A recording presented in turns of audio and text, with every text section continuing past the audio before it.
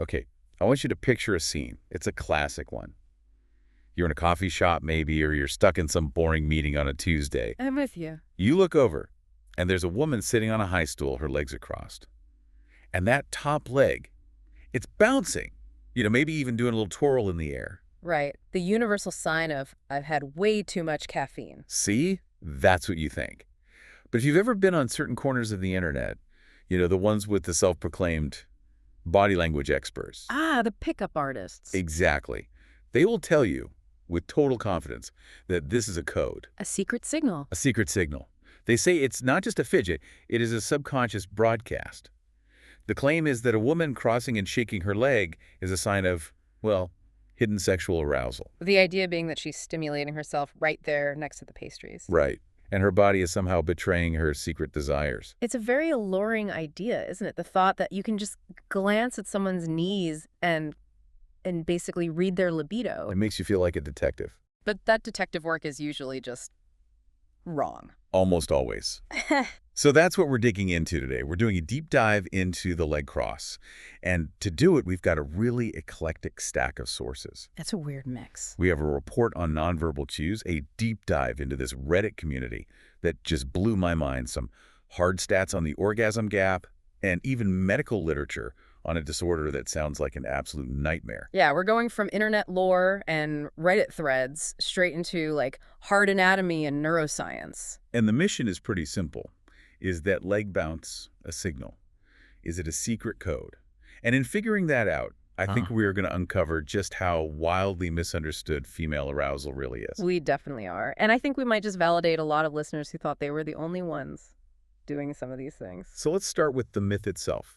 The idea that a shaking leg equals a turned-on brain. We have this report on nonverbal cues. Does it hold up at all? The short answer, no, not really. If you're banking on that leg shake to get you a date, you're going to be very disappointed. When you actually look at the behavioral science, leg shaking is almost never about sex. It's about regulation. Regulation of what? Energy. Yeah. Anxiety. Overwhelm. It's something we call stimming. Stimming. I've heard that term before, usually in the context of neurodivergence like ADHD or autism. It is heavily associated with that, yes. Stimming is just short for self-stimulatory behavior. But here's the thing. Everybody does it to some degree. Oh. If you have ADHD, you might bounce your leg to keep your brain engaged. If you have restless leg syndrome, you're doing it because your nerves are literally misfiring, and it's uncomfortable not to move. But even for someone without a diagnosis, I bounce my leg when I'm stuck in a meeting that could have just been an email. Exactly. And you are not signaling attraction to your boss across the table. God, no. You're trying to self-soothe. You're trying not to scream. You're burning off cortisol. And this is where the amateur body language people get it so wrong. They ignore what we call the cluster principle. Okay, yes, this is a key concept in the notes. Let's unpack the cluster principle. It's a great tool for just everyday life. Think of body language like a language. A single gesture, like a shaking leg, is just a letter. It's the letter T.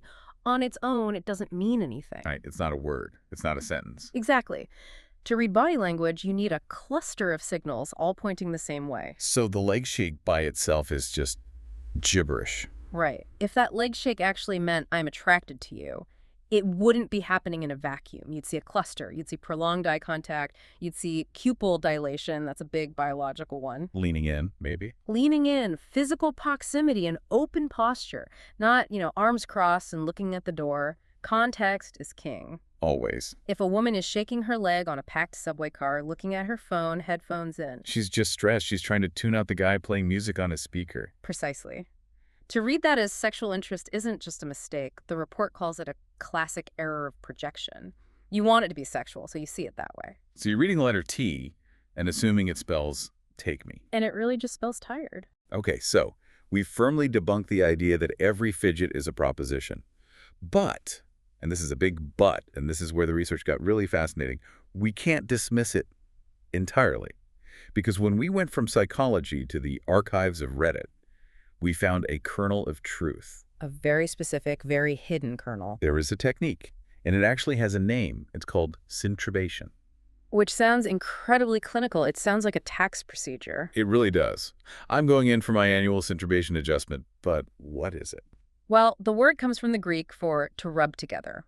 And in this context, from this amazing thread we found on Reddit, it means squeezing the thighs together, often with that rhythmic crossing motion, to create muscle tension and friction for pleasure. This Reddit thread was incredible. It started with one user, Trish JT, who just shouted into the void, "Does anyone else do this?"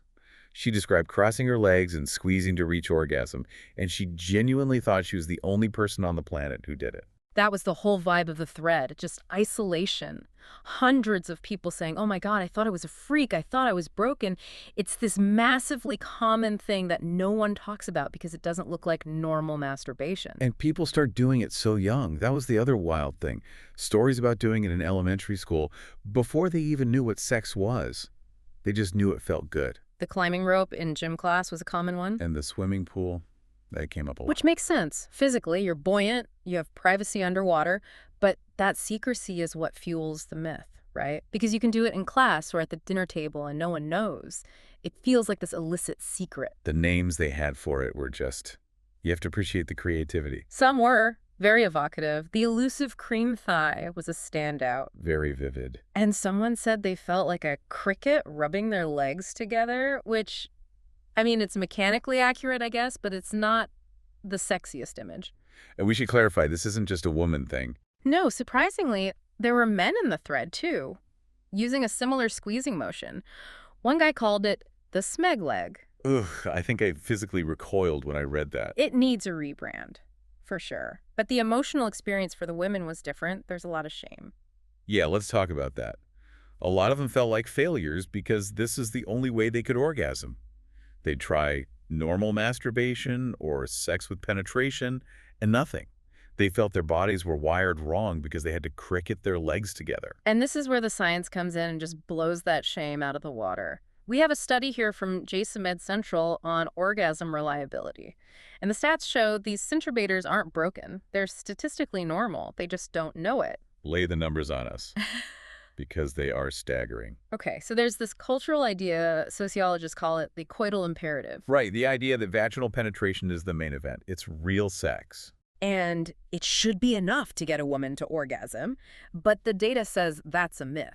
The study found that only 6.6% of women report vaginal penetration alone as their most reliable route to orgasm. Wait, say that again? 6.6%. 6.6. It is a tiny minority. So if you're a woman who can't orgasm just from penetration, you're in the 93% majority. Exactly. And for masturbation, it drops to 1%. Meanwhile, 82.5% of women rely on clitoral stimulation. So centribation, the leg squeezing, it works because it's a clitoral hack. It's actually genius. When you cross your legs tightly and tense those thigh and pelvic floor muscles, you're applying pressure to the entire clitoral structure. And we forget, the clitoris isn't just the bit on the outside. Not at all. That's just the tip of the iceberg. It has internal roots and bulbs that extend deep into the pelvis. It's like a wishbone shape. Centribation stimulates that whole internal network in a way that simple penetration often misses entirely. So the women on Reddit who think they're weirdos have actually just intuitively figured out their own anatomy. They engineered a solution. But because society tells them real sex looks like a movie scene, they think their brilliant solution is the problem. And the study also said men are pretty much in the dark about this, right? Completely. Men consistently and significantly overestimate how often their female partners orgasm from intercourse alone. So you get this tragic loop where the guy thinks he's nailing it and she's secretly hoping he finishes soon so she can go squeeze her legs together later. Communication, people. It's key. It just changes the whole story. Centribation isn't a sneaky trick. It's just an efficient adaptation to female anatomy. Okay, I want to pivot now. Because so far, this has all been about a voluntary act for pleasure. But our sources took a much darker turn. We found a paper that describes a situation where this arousal isn't a choice. It isn't fun. It's a medical condition. This is so important. We need to talk about PGA. PGD. Persistent genital arousal disorder. Yes, and I want to be really clear. On the surface, persistent arousal might sound like a good thing, like a high libido. It is not. It is the opposite of fun. How so? PGAD is defined as spontaneous, intrusive, and unwanted genital arousal. So you get the physical symptoms, throbbing, tingling, pressure, but it happens without any mental or emotional desire. Your mind isn't turned on. Your body is just malfunctioning. That sounds absolutely maddening. Patients describe it as torture. Imagine feeling like you are on the verge of an orgasm, constantly, but you're at a funeral or in a business meeting, and it just won't go away. They aren't seeking pleasure. They are desperate for relief. And what causes it? Is it psychological? No, and that's the key thing. It's not in their heads. The literature links it to physical causes. Tarlov cysts on the spine, pelvic varices, which are basically varicose veins in your pelvis pressing on nerves. And scarily, it can be a withdrawal symptom from antidepressants, SSRIs specifically. Wow.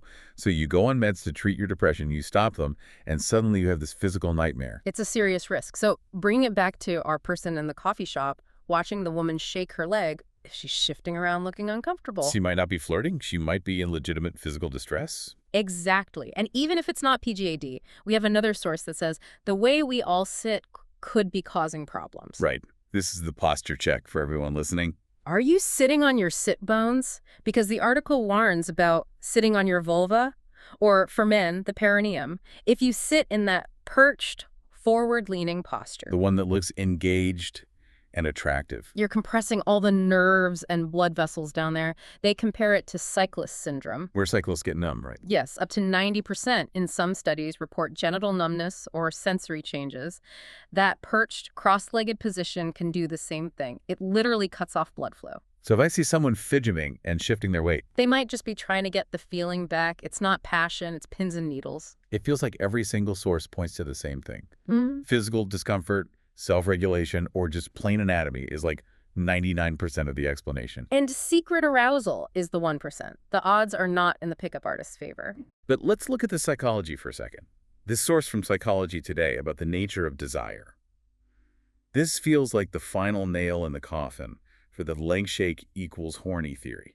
This is the difference between spontaneous desire and responsive desire. And it explains why the context of a stressful meeting makes arousal almost biologically impossible for many women. Walk us through those two types. Okay, so spontaneous desire is the movie version. You see someone hot, you have a thought, and boom, you're ready to go. 0 to 60. Statistically, about 75% of men operate this way. Which is why men might project that onto women.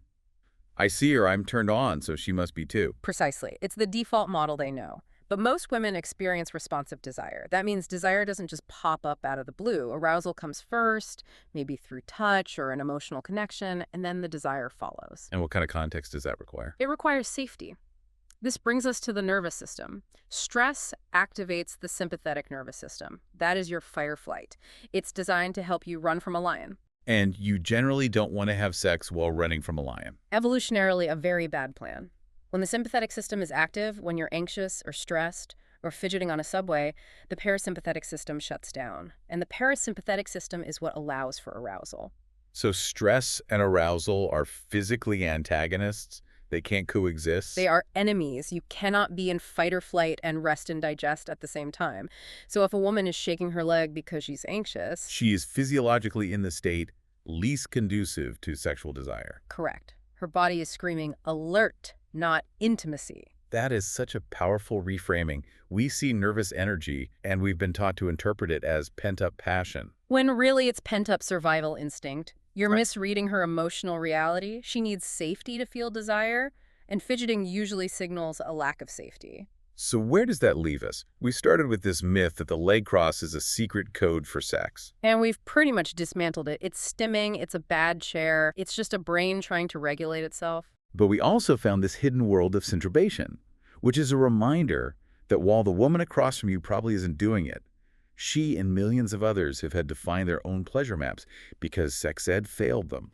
And that's the real issue, isn't it? We focus so much on trying to read women, looking for these secret signs. But the reality is so much simpler. It's about anatomy.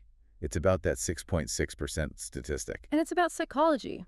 Responsive desire. If you want to know if someone is interested, don't look at their knees, look at the context. Are they relaxed? Are they safe? Are you actually connecting? We spend so much energy trying to decode silence.